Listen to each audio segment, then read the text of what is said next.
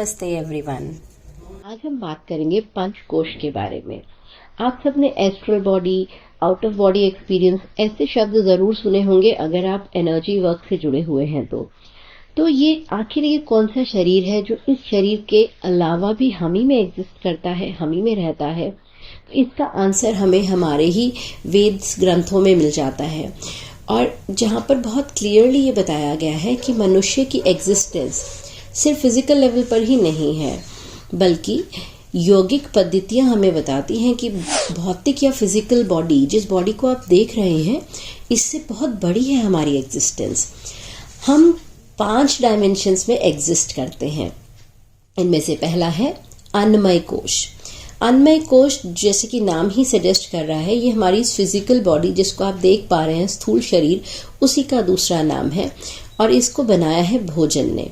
तो क्योंकि ये भोजन से बना है तो इसको शक्ति प्रदान करने का काम भी भोजन, पानी और हवा ही करती है। तो अगर आपको भोजन, पानी और हवा नहीं मिल पाता है तो सबसे पहले जो खत्म होता है, जो सबसे पहले नष्ट होता है, वो आपका यही अन्नमय कोश या ये जो फिजिकल बॉडी आपको दिखाई दे रहा है, उसी के ऊपर सबसे पहला प्रहार हो जाता है। इसके बाद हम एक डीपर लेयर पर जाते हैं जो कि है प्राणमय कोश। प्राणमय कोश हमारी चैतन्य शक्ति का केंद्र है। जब हम नॉर्मल भाषा में भी बोलते हैं कि किसी इंसान की मृत्यु हो जाती है, हम कहते हैं उसके प्राण निकल गए। तो ये प्राण बेसिकली क्या है? ये वो चैतन्य शक्ति है जो हमारी फिजिकल बॉडी को चलाने के लिए एनर्जी पैदा कर रही है, और ये हमारी वाइटैलिटी के लिए, हमारे जीवन की जो वाइटैलिटी है उसको बनाए रखने के लिए बहुत इम्पोर्टेंट है। जब हम इस दुनिया में आते हैं तो हमारे पास में एक निश्चित मात्रा में प्राण होता है, क्योंकि किसी में कम होता है, किसी में ज़्यादा होता है। तो आप ये देख सकते हो, जैसे कोई बहुत ज़्यादा एनर्जेटिक लोग होते हैं बाय डिफ़ॉल्ट बचपन से ही, तो उनमें प्राण का लेवल ज़्यादा है। बट अगर हमें बचपन में या पैदा होने के साथ प्राण शक्ति कम है तो भी ये चिंता की बात नहीं है, क्योंकि हमारी योगिक पद्धतियों में इसे बढ़ाने के लिए बहुत सारे योगासन और अभ्यास बताए गए हैं। तो ये हमारे जीवन में या हमारे अंदर ये कोश कितना विकसित होगा, ये बहुत सारी बातों पर डेवलप करता है कि हम कैसी दिनचर्या का पालन कर रहे हैं, हम कैसा आहार लेते हैं, हम कैसा थॉट प्रोसेस हमारा है, कितना हम खुद को नेचर में एक्सपोज कर पाते हैं। ऐसी बहुत सारी चीज़ों से हमारा ये प्राणमय शरीर प्रभावित होता है और विकसित भी होता है। और ये हमारे बाकी तीनों कोशों के लिए, ये दोनों कोश आधार बनते हैं जिसके ऊपर बाकी तीनों कोश डेवलप हो सके। हमारा जो तीसरा कोश या तीसरी परत है उसका नाम है मनमय कोश। मनमय कोश हमारी एग्जिस्टेंस का बौद्धिक आयाम है। ये फिजिकल और स्पिरिचुअल वर्ल्ड के बीच में एक तरह की ब्रिज या एक पुल का काम करता है। इसको हम कॉन्शियस माइंड भी कह सकते हैं, क्योंकि हम जो कुछ भी एक्सपीरियंस कर रहे हैं, चाहे हम वो आउटर वर्ल्ड में एक्सपीरियंस कर रहे हैं या इनर वर्ल्ड में एक्सपीरियंस कर रहे हैं, उसको इंटरप्रेट करने का काम मनमय कोश ही करता है। चौथा कोश हमारा है विज्ञानमय कोश। ये हमारी साइकिक पार्ट्स का सेंटर है, हमारी इंट्यूशन का सेंटर है। जब हम बोलते हैं कि हमें इंट्यूटिव एक्सपीरियंसेस हो रहे हैं या साइकिक एक्सपीरियंसेस हो रहे हैं, इसका मतलब हम कौन से लेयर से ऑपरेट कर रहे हैं?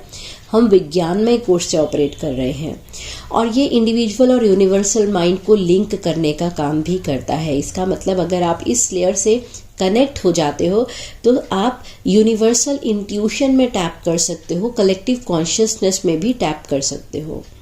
और सबसे आखिर में बाहर की तरफ हमारा जो लेयर बनता है, जिसको हम चमत्कारिक लेयर भी कह सकते हैं, वो है आनंदमय कोश।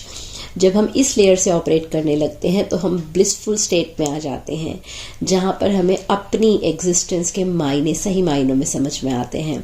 ये सूक्ष्म प्राण का केंद्र है, और फिजिकल बॉडी से बिल्कुल आउटर लेयर पर ये जो है पोजीशन्ड होता है।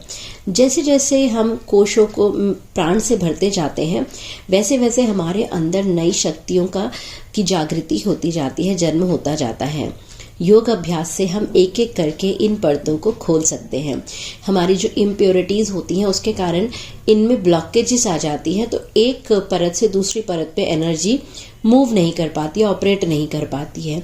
तो हमारे जो हम योग अभ्यास करते हैं, जिसमें मेडिटेशन भी आता है, जिसमें कुछ एक्सरसाइजेस और योगा भी आते हैं, और साथ में आहार की शुद्धता, इन सब को जब हम फॉलो करते हैं तो इन सारे कोशों में एनर्जी के फ्लो को चैनलाइज कर सकते हैं, बढ़ा सकते हैं।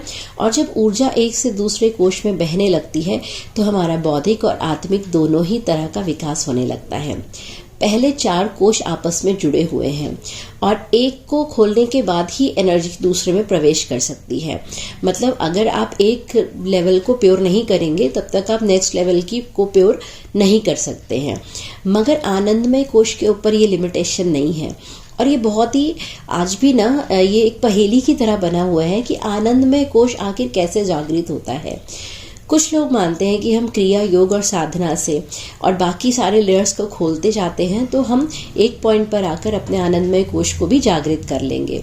मगर फिर भी अभी भी हमें सही तौर से नहीं मालूम कि कौन से ऐसा पॉइंट होता है जब आनंदमय कोश जागृत हो जाता है और हम अपनी ब्लिसफुल स्टेट पे पहुंच जाते हैं।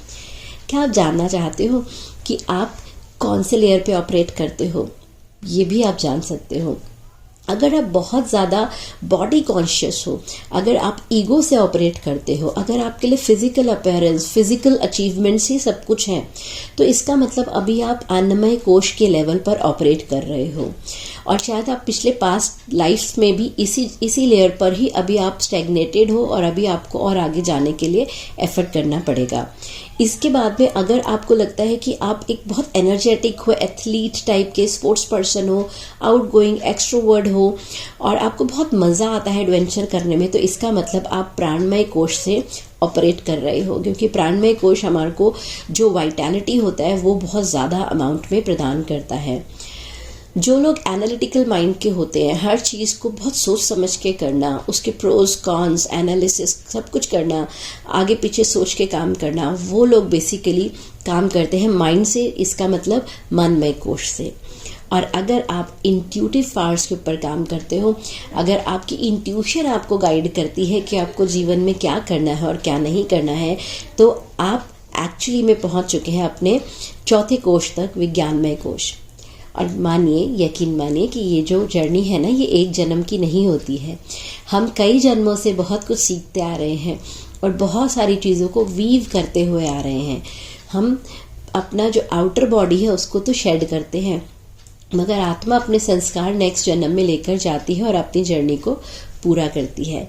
तो आप किसी भी लेवल पर हो, आपको उसके लिए चिंता करने की ज़रूरत नहीं है। बस आपको क्या करना है, एफर्ट करना है। क्योंकि जब हम अपने सारे लेयर्स को खोलेंगे तब हम एक ऐसी एनर्जी के साथ कनेक्ट हो जाते हैं, एक ऐसी स्टेट के साथ कनेक्ट हो जाते हैं जो वाकई में ही खूबसूरत है और हमारे को ज़िंदगी के सही मायने समझ में आने लगते हैं। वीडियो ज़्यादा लंबा ना हो जाए, इसीलिए मैं चक्रास के बारे में आपको नेक्स्ट वीडियो में बताऊंगी। तो मेरे साथ ज़रूर जुड़े रहिए ऐसे ही प्रश्नों का उत्तर ढूंढने के लिए। और तब तक कीप मैनिफेस्टिंग।